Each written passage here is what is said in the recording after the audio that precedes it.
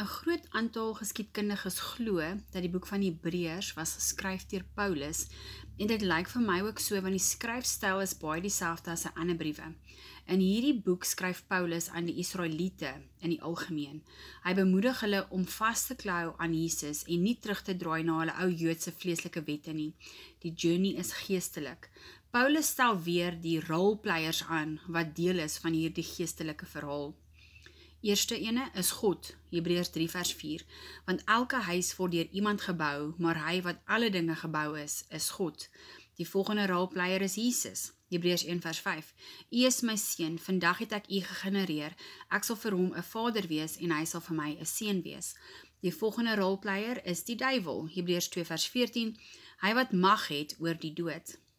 Dan die volgende een is die engele, Hebreërs 1 vers 7, hy wat van boodskappers winde maak en van sy dienaars vuurvlamme. En dan die laaste rolpleier in hierdie hele verhaal is dan die mens, Hebreërs 2 vers 6, wat is die mens dat u aan hom dink, of die mensekind dat u hom besoek? U het hom weinig minder as die engele gemaak, met heerlikheid en eer het u hom gekroon. Nou die verhaal in die begin, in die tuin van Eden, was die volgende, die rolpleiers was God en mense, want God het saam met die mens gewandel in die tuin van Eden. Die mens se rol in die tuin was, Hebreërs 2 vers 7 en 8 sê, u het hom gekroon en hom oor die werke van die hande aangestel. Alle dinge het u onder sy voete gestel. Maar die duiwel kom en steel hierdie autoriteit van die mens deur leuns en hy bring die dood. Nou daarom was dit nodig vir 'n rescue plan, en die plan was Jesus. Hebreërs 2 vers 9 sê, maar ons sien hom, naamlik Jesus, wat vir 'n kort tydjie minder as die engele gemaak is. Jesus moes mens word, so dis die rescue plan. Hebreërs 2 vers 17, daarom moes hy in alle opsigte aan sy broeders gelyk geword het. Nou hoekom? Hebreërs 2 vers 16 sê, want waarlik, hy bekommer hom nie oor die engele nie, maar oor die geslag van Abraham bekommer hy hom. So Jesus, of God is so vreeslik lief vir die mens, dat hy sy eie seun gestuur het om hulle te gaan red. En sy mission is, oorwin die dood. Hebreërs 2 vers 15, en almal kon bevry wat hulle hele lewe lank uit vrees vir die dood aan slawerny onderworpe was. So ons sien in die begin van die boek van Hebreërs, stel die skrywer, wat ons dan nou dink is Paulus, net weer die lesers bekend aan wie is die rolpleiers in hierdie geestelike verhaal, wat afspeel, wat ons nie kan sien nie, maar ons kan dit in die vlees voel. En dit is God, Jesus, die duiwel, engele en die mens. En as ons kyk na van die begin van die storie af, was dit God en die mens in die tuin van Eden, maar die duiwel het ingekom en die autoriteit van die mens by hom gesteel en hy dood in die lewe ingebring. So daarom was 'n rescue mission nodig en God stuur vir Jesus met die rescue plan om die dood te kom oorwin. Nou die Here se plan is perfek aan mekaar gesit. Byvoorbeeld, Jesus het gekom in die tydperk van die Romeine, sodat die boodskap kon uitgaan na alle nasies, want dit is die tyd waar die Romeinse paaie gebou het om kommunikasie moontlik te maak. Maar wat dan van die mense wat voor die tyd van Jesus gelewe het? Daar moet 'n tydelike oplossing wees, en die tydelike oplossing was die wet van Moses. Dit was 'n skaduwee, Hebreërs 8 vers 5, hulle wat 'n afbeeldsel en 'n skaduwee van die hemelse dinge is. Hebreërs 9 vers 9, 'n beeld met die oog op die teenwoordige tyd. En Hebreërs 10 vers 1 sê, want die wet wat 'n skaduwee het van die toekomstige welddade, nie die beeld self van die dinge nie. So ons het nou net gesien, dat ons 'n rescue plan in plek, maar dit gaan eers gebeur in die tyd van die Romeine. Maar wat is die oplossing dan vir die mense wat gelewe het voordat Jesus gekom het, en die oplossing was dan die wet gewees, maar die wet is nie die antwoord nie, die wet is net die skaduwee van die antwoord. So die Ou Testament was net 'n tydelike oplossing, en die Nuwe Testament, dit was eintlik die oplossing van die begin af. Nou wat is die rescue plan? Is om die verhouding met God en die mens te herstel. Nou as ons kyk na die Ou Testament, in hierdie plan in die Ou Testament was dit die wet en die profete. Hebreërs 1 vers 1 sê, nadat God baie keer en op baie maniere in die oudheid gespreek het tot die vaders deur die profete. En die wet leer die Israeliete hoe om in God se teenwoordigheid in te kom, kort jy die volgende. Nou die Ou Testament verbond was die wet, die ooreenkoms tussen God en die mens. Eksodus 34 vers 27. Verder het die Here vir Moses gesê, skryf vir jou hierdie woorde op, want volgens hierdie woorde het ek 'n verbond gesluit met jou en met Israel. So wat ek hierso probeer sê is, dat ons het gesien dat die rescueplan kom met Jesus, maar dit is dan nou eers die jaar 0 vir ons, maar is in die tyd van die Romeinse ryk. Die mense voor dit het die wet gekry om volgens die wet te lewe. God het met die mense in daai tyd gepraat, of deur profete, of deur Moses, wat die wet geskryf het, so deur die wet. Maar dit was net tydelik gewees, Hebreërs 7 vers 19, omdat die wet niks volkome gemaak het nie. Dat die Israeliete wat die wet gevolg het, het geweet dat die wet is net tydelik, die verbond is net tydelik. Dit staan in hulle geskrifte. Jeremia 31 vers 31 sê, kyk, daar kom daar, spreek die Here, dat ek met die huis van Israel en die huis van Juda 'n nuwe verbond sal sluit. So, hulle was bewus daarvan dat die verbond wat hulle het, gaan vervang word, iewers in die toekoms. En onthou, hulle verbond is die wet van Moses. So die wet van Moses moes vervang geword het met iets niets in die toekoms. Daarom is dit eintlik 'n bietjie vreemd dat hulle nie verstaan het toe Jesus gesê het dat ek het gekom om die wet te vervul nie, want dit staan in hulle geskrifte, dat eendag in die toekoms gaan daar 'n nuwe verbond kom. En vir 'n nuwe verbond om te gebeur, moet die ou mos tot niet gaan, en die ou een is die wet, en die wet het tot niet gegaan, want is vervul deur die lewe van Jesus. Jesus bring vir ons die nuwe verbond. Hebreërs 8 vers 6. Maar nou het hy 'n voortreffeliker bediening verkry, vir sover hy ook middelaar is van 'n beter verbond wat op 'n beter beloftes wettelik gegrond is. Nou wat is hierdie nuwe verbond? Ons weet die ou verbond is die wet, Hebreërs 8 vers 10, want dit is 'n verbond wat ek na die dae sal sluit met die huis van Israel, spreek die Here. Ek sal my wette in hulle verstand gee en dit op hulle harte skryf. So die ou verbond wat die wet is vervang deur die nuwe verbond. En hier sien ons nou in die boek van Hebreërs dat hy praat van die nuwe verbond is iets in jou verstand en is iets in jou hart. So dis die Heilige Gees. En ek sal vir hulle 'n God wees en hulle sal vir my 'n volk wees. En daarbo het ons gesien dat dit is 'n nuwer, beter verbond. Hoekom? Hebreërs 8 vers 12, ek sal aan hulle sondes en hulle oortredinge nooit meer dink nie. So die Ou Testament het die wet gehad, en wat het gebeur met hulle sondes? Hulle het een keer 'n jaar, op versoeningsdag, het die priester ingegaan en hy het hulle sondes bedek. Nou bedek is soos om al jou vuil goed onder jou bed in te stoot. Dit is nog steeds daar. Jy kan nog steeds dit sien, jy kan nog steeds elke dag daaraan dink. Maar Jesus wat die nuwe verbond bring, vat al ons sondes weg. Die versie sê, ek sal aan hulle sondes en hulle oortredinge nooit meer dink nie. Ons vat dit eintlik vanselfsprekend, want dit is hoe ons groot geword het. Ons dink dit is hoe dit moet wees, maar nee, dit was nie altyd so nie. Die Ou Testament mense het net hulle sondes bedek vir jare, en dan weer oor 'n jaar het hulle weer die sondes bedek, so dit het eintlik, as mens mooi daaroor dink, 'n groot berg geword van sondes wat net bedek is, en Jesus het gekom en alles vir ons weggevat. Nou, volgens die ou verbond, die wet, moet die Israeliete die volgende volg om die verhouding met God te herstel. Om in God se teenwoordigheid in te kom, kort hulle die volgende. Hulle kort 'n hoëpriester wat offers bring, en hulle kort 'n tempel. Nou kom ons kyk eers na die offers. In die Ou Testament was dit offers van diere, vleeslike diere. Die geestelikheid van die offers was nie verstaan nie. Hebreërs 9 vers 10, omdat dit net bestaan het in spys en drank en verskillende wassinge en vleeslike verordeninge wat opgelê is tot op die tyd van herstelling. So ja, onthou, ek het net vir julle gesê dat daar was 'n rescueplan wat nie van die begin af uitgespeel het nie, maar dit was die plan gewees wat al van die begin af uitgedink was. So die Ou Testament mense moes 'n spieelbeeld so lank begin oefen het, en dit was die wet. En die wet sê, jy moet offers bring. En ons weet dat die offers is eintlik geestelike offer, maar hulle het dit in die vlees gedoen. Maar die mense daai tyd het nie heeltemal verstaan, hoekom doen hulle dit nie? En ons sien dit hierso in Hebreërs 9 vers 10. Maar Jesus gee homself as 'n offer. Hebreërs 7 vers 26, want dit het hy net eenmaal gedoen, toe hy homself geoffer het. So die Ou Testament se oplossing was, soos het nou eers gekyk van hulle kort mos offers, en dan kort hulle 'n hoëpriester, en dan kort hulle tempels. Ons het nou gesien in die Ou Testament het hulle diere geoffer, maar in die Nuwe Testament was dit vervang met Jesus as die finale offer. So nou gaan ons kyk, ons het gesien hulle korte hoëpriester. Maar die probleem met hierdie oplossing dan nou in die Ou Testament, dit is net tydelik. Hebreërs 7 vers 18 praat van die swakheid en die nutteloosheid daarvan. Nou dink byvoorbeeld, selfs die mense wat as hoëpriesters aangestel was tydelik, want wat ons daarmee bedoel is, hulle het dood gegaan. Ek bedoel, Aaron, die eerste hoëpriester, hy lewe nie nou nog nie, hy het dood gegaan, so dit is 'n tydelike oplossing. Hulle moet die heeltyd vervang word met 'n nuwe hoëpriester. Hebreërs 7 vers 23, en hulle het wel priesters geword in 'n groot aantal, omdat hulle deur die dood verhinder is om aan te bly. Nou 'n meer permanente oplossing was nodig gewees, en dit is dan waar Jesus in die prentjie gekom het. Die oplossing is Jesus.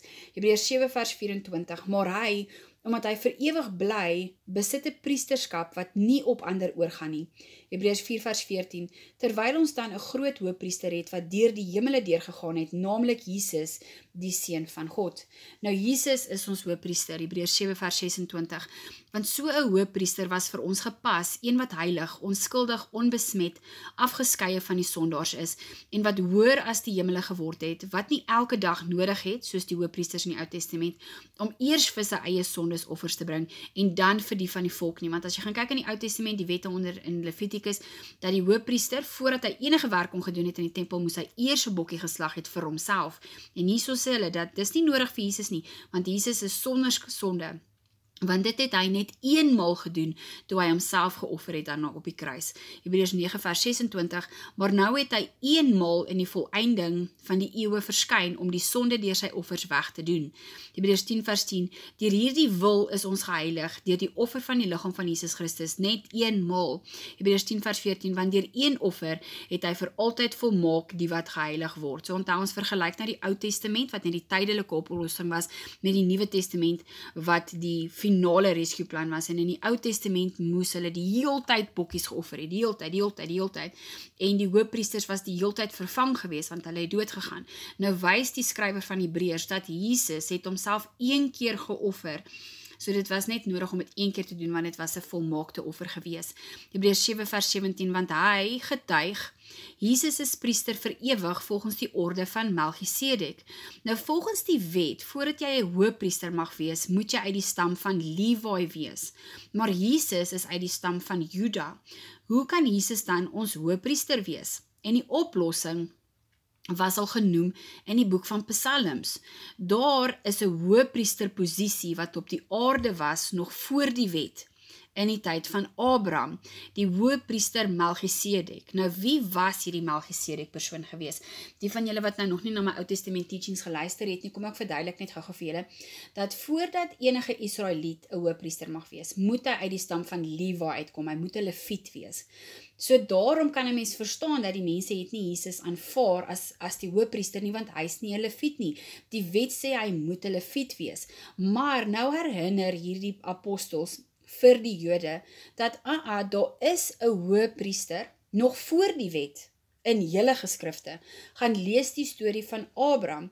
Abraham het vir Melchisedek ontmoet, wat 'n hoëpriester was nog voor die wet. So ja, Jesus is wel uit die stam van Juda, maar hy is 'n hoëpriester, maar volgens Melchisedek, nie volgens die wet nie. So dit is wat hierdie skrywer hierso vir die Jode probeer verduidelik, dat ja, hy verstaan dat Jesus is nie 'n Leviet nie, maar hy gaan die posisie van die hoëpriester inneem, soos wat Melchisedek 'n priester was in die Ou Testament.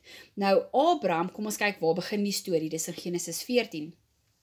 Abraham het Lot gaan red in Genesis 14 en op pad terug na sy huis, toe ontmoet hy vir Melchisedek. Nou Melchisedek het aan Abraham brood en wyn gebring om saam met hom te eet, en Abraham het 'n tiende van sy oorlogspoils vir Melchisedek gegee. Nou hierdie was 'n spieelbeeld van Jesus. Jesus het ook vir ons wyn en brood gegee om saam met hom te eet, en ons gee ons tiendes van ons inkomste aan Jesus. So al hierdie het gebeur voor die wet, dis in Genesis, omdat die wet kom eers in die tyd van Moses. Nou Genesis 14 vers 18 praat van hierdie Melchisedek en hy sê, and Melchizedek, king of Salem, Salem beteken peace, brought bread and wine, now he was a priest of God Most High. So hierdie Melchisedek was 'n koning gewees. die koning van peace, en hy was 'n priester gewees. En dan sien ons ook dat hy was 'n koning van geregtigheid, Hebreërs 7 vers 2, whom also Abraham appointed a 10th part of all the spoils was first of all by the translation of his name. Nou, wat beteken Melchisedek in Hebreëus? Dit beteken king of righteousness. And then also king of Salem, which is king of peace. So hierdie spesifieke Melchisedek in die Ou Testament voor die wet was 'n koning. Hy was 'n koning van Jerusalem, as jy sê koning van Salem, en so dit beteken hy was koning van peace, want Salem beteken peace, en wat beteken Melchisedek in Hebreëus, dit beteken koning van king of righteousness. Nou klink dit nie ook vir julle soos Jesus nie. Jesus is ons koning, Jesus is the prince of peace, en Jesus is the king of righteousness. En dan sê ons ook, he blessed Abraham, en dit staan in Hebreërs 7 vers 1. For this Melchizedek, king of Salem, priest of the Most High God, who met Abraham as he was returning from the slaughter of the kings, and he blessed him. Nou, na Jesus, Jesus is uit die stam van Juda, en volgens die wet kan hy nie 'n hoëpriester wees nie, maar daar is 'n hoëpriesterposisie voor die wet, en dit is die orde van Melchisedek, en hierdie is die hoëpriesterposisie wat Jesus gaan inneem. 'n Hoëpriester en ook 'n koning. So onthou, die priesters in die Ou Testament was nie konings gewees nie, hulle was net priesters gewees, maar Jesus gaan 'n hoëpriester wees, en hy gaan 'n koning wees, net soos wat Melchisedek was. En onthou, die voorwaardes van 'n hoëpriester het ons ook gekyk van in die boek van Levitikus, soos byvoorbeeld daar heel boot ek gesê, hy moet uit die stam van Levi uit wees. Ons het nou net gesien dat nee, Jesus gaan volgens die orde van Melchisedek wees. God moet hom gekies het, hy moet geen gebrek hê nie, hy moet meegevoel hê met die mense, dan moet daar 'n wydingsseremonie gehou word voor die hele volk, en hulle moet offers bring vir hulle self en vir die volk. Hulle moet hulle self was voordat hulle in die tempel begine werk, en hulle spesiale klere dra gehad, en hulle was gesalf en geheilig gewees. En dan het ons ook gesien dat Jesus het aan al hierdie voorwaardes voldoen. Byvoorbeeld, God het hom gekies, het ons gesien, het staan in Hebreërs 1 vers 5, en God het gesê, U is my seun, vandag het ek U gegenereer. So hier was, ek het klomp voorwaardes gekry in die Ou Testament, van voordat enigiemand 'n hoëpriester kan word, moet hy die volgende reëls volg. En sonder dat ons dit selfs weet, as jy bietjie dieper gaan grou, kan jy sien dat Jesus het al hierdie voorwaardes nagekom. Nou Jesus as ons hoëpriester is nie 'n nuwe konsep nie. Dit staan ook al in die Ou Testament, want koning Dawid sê in Psalm 110 vers 4, die Here het gesweer, en dit sal hom nie berou nie, U is priester vir ewig volgens die orde van Melchisedek. So ek weet nie hoekom wil die Jode nie vir Jesus aanvaar as hulle hoëpriester nie, want hulle koning Dawid het gepraat van een of ander priester in die toekoms, wat gaan priester wees volgens die orde van Melchisedek. So daar bestaan so iets. Hier praat Dawid van die Messias, wat 'n hoëpriester gaan wees soos Melchisedek, nie soos die wet nie. En ons weet dat Jesus is die Messias, as ons na die honderde profesieë kyk wat deur Jesus vervul is. Daarom kan ons sê dat Jesus die Messias is ons Melchisedek hoëpriester. Dan waarom as Jesus ons hoëpriester is? Waarom was hy nie uit die stam van die Lewiete gebore nie? Dit sou soveel probleme onder die ongelowige Jode opgelos het. Want Jesus moet ons hoëpriester wees, en hy moet ons koning wees. En die enigste manier om koning te word vir Israel, is jy moet kom uit die stam van Juda. Dit staan in Jeremia 33 vers 17, want so sê die Here, daar sal vir Dawid nie 'n man ontbreek, wat sit op die troon van die huis van Israel nie. So dit beteken, uit Dawid se geslag, gaan al die konings van Israel wees, en dit is 'n profesie wat uitgespreek was in Jeremia. So wat probeer ek hierso sê? Dat Jesus is ons hoëpriester, en Jesus is ons koning. Daarom moes Jesus gebore geword het, uit die stam van Juda, sodat hy kan raak gesien word as ons koning. Maar dit bring dan 'n dilemma, want wat nou van 'n hoëpriester? Hy kan nie uit die Lewiete en uit die Jode uit die stam van Juda uitkom nie. Daarom was daar 'n persoon soos Melchisedek voor die wet, sodat hulle kon gesê dat Jesus gaan hoëpriester wees, maar soos wat Melchisedek 'n hoëpriester was. So Jesus is ons hoëpriester, en Jesus is ook ons koning. En dan onthou ons het gesê, daar's 'n paar voorwaardes in die Ou Testament, soos hulle kort offers, hulle kort 'n hoëpriester, en dan kort hulle 'n tempel, 'n plek waar God woon. Nou die Ou Testamentse oplossing volgens die wet was die tabernakel, Hebreërs 9 vers 1. So het dan die eerste verbond, onthou die wet, sy aardse heiligdom gehad, want die tabernakel is so ingerig. Die eerste, waarin die kandelare was, en die tafel en die toonbrode, wat die heilige genoem word, en agter die tweede voorhangsel die tabernakel wat genoem word die allerheiligste. So hier verduidelik die skrywer van Hebreërs, dat ja, in die Ou Testament was die oplossing, voorlopige oplossing, die tabernakel, en dis so hy gelyk het. Maar hierdie kon nie volkome maak nie, Hebreërs 9 vers 9. Hierdie tabernakel moet val, en ons sien dat die Jode se tempel het geval die jaar 70. Vanaf die jaar 70 tot vandag toe is daar nog nie weer 'n nuwe tempel gebou nie. En hoekom moes hy geval het? Want, Hebreërs 9 vers 8, die weg van die heiligdom kan nog nie geopenbaar is, solank as die eerste tabernakel nog stand hou nie. Solank as daar nog 'n tempel is, kan die nuwe tempel, die geestelike tempel, nie sy plek inneem nie. So ja, die tempel moes geval het in die jaar 70. En wat is die permanente oplossing? Hebreërs 8 vers 2. Die ware tabernakel wat die Here opgerig het, en nie die mens nie. So die nuwe tabernakel is ons, nie deur mense hande opgerig nie, maar deur God. 1 Korintiërs 6 vers 19. Of weet julle nie, dat julle liggame 'n tempel is van die Heilige Gees, wat in julle is nie.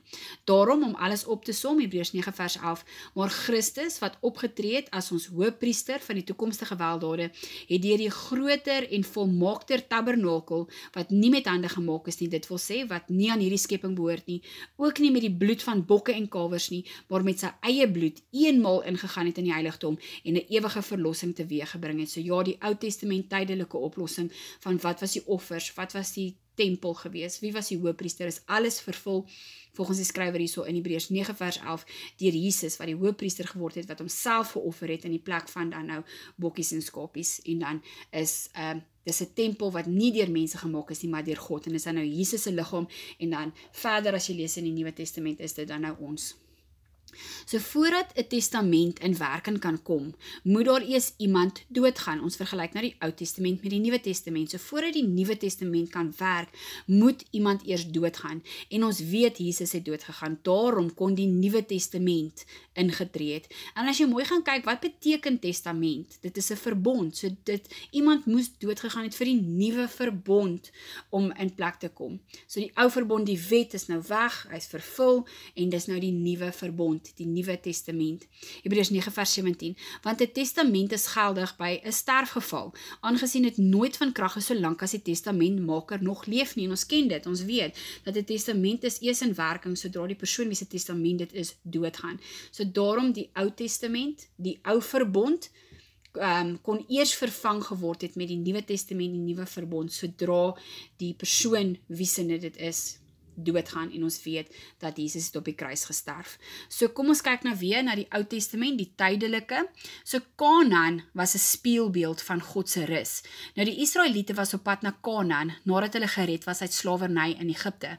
Maar die geslag het dit nie gemaak nie. Hoekom nie? Onthou, hulle was mos 40 jaar in die woestyn moes hulle rondloop. Hebreërs 3 vers 8. Hulle het hulle harte verhard in die dag van die versoeking in die woestyn. So daarom het die Israeliete Kanaan gemis, hulle het God se rus gemis. Hebreërs 3 vers 11, sodat ek in my toorn gesweer het, hulle sal in my rus nie ingaan nie. Nou hoekom het hulle dit gemis? Dit was as gevolg van hulle harde hart en as gevolg van ongeloof. Hebreërs 3 vers 19, en ons sien dat hulle deur ongeloof nie kon ingaan nie. So die geheim om by God se rus uit te kom is geloof en 'n hart wat luister. So ons sien nou, hoekom het die Israeliete nie in Kanaan ingegaan nie? Want hulle het nie God se belofte geglo nie. Hoe kan ons in ons Kanaan ingaan? Ons moet glo. Maar wat ook na gekyk word is ons hart. Die Israeliete het 'n harde hart gehad. Daarom moet ons 'n hart hê wat na God se woord sal luister. Nou net soos wat die Ou Testamentse volk dit gemis het deur ongeloof en harde hart, so ook kan ons dit ook mis deur nie geloof in Jesus nie en deur 'n harde hart. Nou wat beteken 'n harde hart? Hebreërs 3 vers 13 sê, maar vermaan mekaar elke dag sodat niemand van julle deur die verleiding van die sonde verhard word nie. So die verleiding van die sonde maak ons harte hard.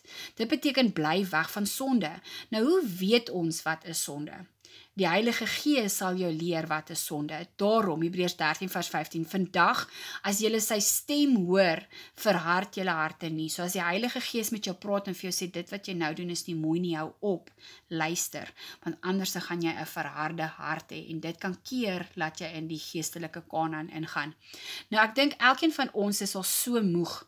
Jy gaan slaap moeg, jy staan op moeg vir finansies wat nie wil uitwerk nie, moeg vir onregverdigheid in die wêreld, moeg vir die haat tussen die mense. Maar hoe wonderlik is dit nie om te weet dat eendag gaan ons rus. Eendag gaan ons in die nuwe Kanaan ingaan en rus. Hebreërs 4 vers 9 sê, daar bly dus 'n Sabbatsrus oor vir die volk van God, want wie in sy rus ingegaan het, rus ook self van sy werke, soos God van syne. Daarom dan gee Paulus die volgende waarskuwing en die volgende hoop. Nou kom ons kyk na die waarskuwing. Hy sê, hou op fokus op die vleeslike. Vleeslike Christene is nog baba Christene. Hulle lewe nog op melk. Daar is soveel meer in hierdie verhaal as net eerste beginsels. En wat is eerste beginsels? Wat is melk? Dit is soos bekering, doop, die hemel. Ons moet bietjie dieper gaan. Ons moet meer gaan Bybel lees, meer uitvind. Wat beteken dit as hulle sê dis 'n skaduwee? So ons moet oorgaan na styk toe. So begin jou Bybel bestudeer en begin vleis eet. Streef na volmaaktheid. Hebreërs 5 vers 13. Want elkeen wat melk gebruik is onervare in die woord van geregtigheid, omdat hy 'n kind is. Hoe gaan ons oor na vleis toe? Hebreërs 5 vers 14 sê, deur die gewoonte geoefen. So hou aan om jou Bybel te lees, hou aan om te bid, hou aan om kerk toe te gaan. Dis 'n gewoonte wat ons moet beoefen, dan gaan jy oorgaan om styk te begin eet. En dan los Paulus ons met 'n hoop van iets beters. Ons almal hou vas aan Jesus wat gaan terugkom. Ons almal hou vas aan eendag wanneer Jesus kom regeer vir 1000 jaar vrede. Ons almal hou vas aan die hemel, die nuwe Jerusalem. En hierdie hoop lees jy van in Hebreërs 11 vers 1. Die geloof dan is 'n vaste vertroue op die dinge wat ons hoop, 'n bewys van die dinge wat ons nie sien nie. Nou het ons al Jesus gesien terugkom? Nee. Het ons al die nuwe Jerusalem gesien? Nee.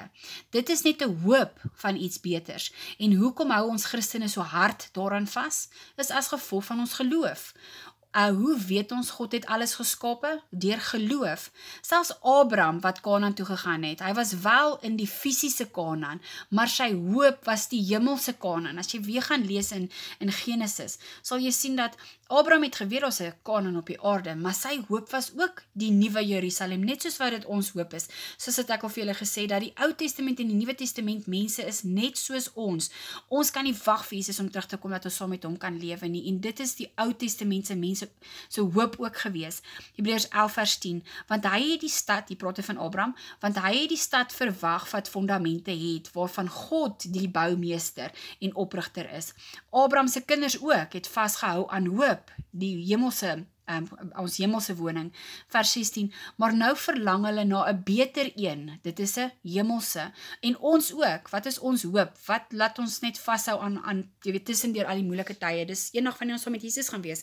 Hebreërs 13 vers 4, want ons het hier geen blywende stad nie, maar ons soek die toekomstige. Ons bly vashou aan 'n hoop, en hierdie hoop is die nuwe Jerusalem wat eendag vir ons gegee gaan word.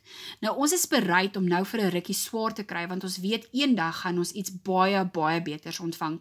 Selfs Moses, hy was die Farao se kind, maar hy het dit laat gaan om saam met sy broers te wees, met 'n wonderlike belofte in die oog. So hy was bereid om sy koningskap op aarde op te gee, want hy het geweet eendag in die toekoms, as Jesus gaan terugkom, of daai tyd het hulle nog gewag vir die Messias, as die Messias gaan kom, dan gaan daar 'n nuwe Jerusalem wees, en Moses was bereid om sy lewe op te offer vir dit.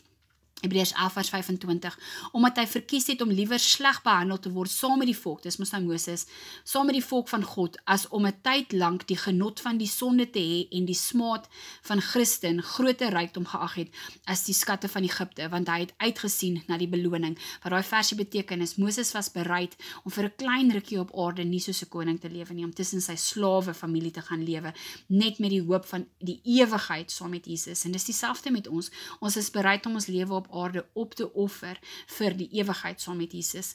Hebreërs 12 vers 1, daarom dan, laat ons ook elke las aflê en die sonde wat ons so maklik omring en met volharding die wedloop loop wat voor ons lê, die oog gefestig op Jesus, die leidsman en die volëinder van die geloof. So Jesus wat alreeds die dood oorwin het, Jesus wat alreeds by God is, so kom ons hou ons oog gefokus op Jesus. Hebreërs 1 vers 3, hy het gaan sit aan die regterhand van die majesteit in die hoogte. Nou ons gaan hierdie nog ontvang. Ons moet net aanhou fight tot die tyd reg is. Hebreërs 12 vers 12. Daarom rig die slaphande en die verlamde knie weer op en maak regheid paaie vir julle voete. So ja, ons gaan ook eendag 'n verheerlikte liggaam kry, net soos wat Jesus dit alreeds ontvang het. So kom ons hou vas aan hierdie hoop. Nou in die Ou Testament was die wet ontvang by Berg Sinai. As ons terugdink aan Exodus 20, kan julle onthou daarso waar die berg so gebewe het, waar hulle die 10 gebooie ontvang het. Hebreërs 12 vers 18, want julle het nie gekom by 'n tasbare berg nie, en 'n brandende vuur, en 'n donkerheid, en 'n duisterheid, en 'n storm, en 'n bassein geklank, en die geluid van woorde, waarby die hoorders gesmeek het, dat hulle geen woord meer sou toevoeg word nie. Onthou die volk het gesê, dat hulle was te bang vir God se stem, en hulle het vir Moses gesmeek, dat hy asseblief sal ophou. Nou dit was 'n vreeslike event gewees, wat die volk met vrees gelaat het. So hy praat van, nou vergelyk hy weer die Ou Testament en die Nuwe Testament.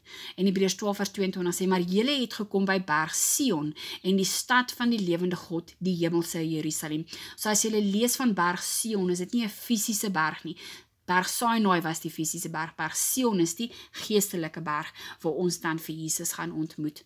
Nou die aarde het gebewe, toe God met die volk gepraat het by Berg Sinai, Hebreërs 12 vers 26, toe het sy stem die aarde geskit, maar vers 26 sê, nog eenmaal laat ek nie alleen die aarde skit nie, maar ook die hemele gaan bewe. So enig wanneer Jesus terugkom, gaan dit nie net 'n verskriklike event wees wat die aarde gaan beleef nie, maar die aarde en die hemele gaan hierdie vreeslike event beleef.